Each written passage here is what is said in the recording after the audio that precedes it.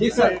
Surat RTO કચેરી ખાતે એક બોમ્બ થ્રેટની ઈમેલ મળેલ, જે અનુસંધાને સુરત શહેર પોલીસ દ્વારા આરટીઓ કચેરીને ઇવેક્યુએટ કરાવી તેનું એન્ટી સબોટેજ ચેકિંગ કરાવવામાં આવેલ છે.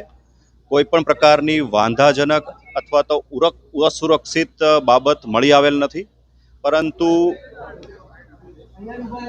એક સુરક્ષાના ભાગરૂપે સમગ્ર કાર્યવાહી એસઓપી મુજબ કરવામાં આવેલ છે અને આજના દિવસમાં પ્રોપર ચેકિંગ ફ્રિસ્કિંગ સાથે તમામ આરટીઓના અરજદારોને એન્ટ્રી પણ આપવાની કાર્યવાહી હાલ ચાલુ કરવામાં આવેલ છે.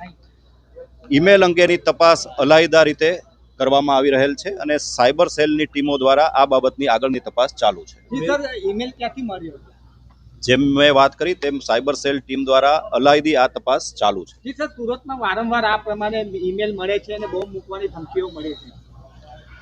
એ બાબતની જે તપાસ છે સાયબર સેલની ટીમ અલાયદી રીતે કરી રહેલ છે અને સુરત શહેર ઉપરાંત પણ આ બાબત તપાસમાં ચાલુ છે. અત્યાર સુધી કોઈ આરોપીની ઓળખ થઈ હોય એવું કંઈ?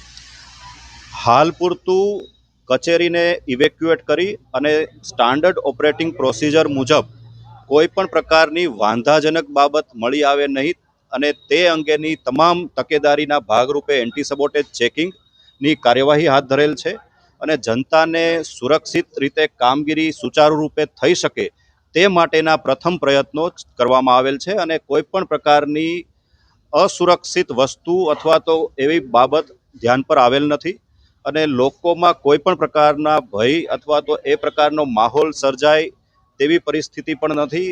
ખૂબ સુચારુ રીતે કાર્યવાહી હાલ ચાલુ કરવામાં આવી રહેલ છે. કોઈ પણ પ્રકારની ચિંતાનો વિષય નથી. જી સર.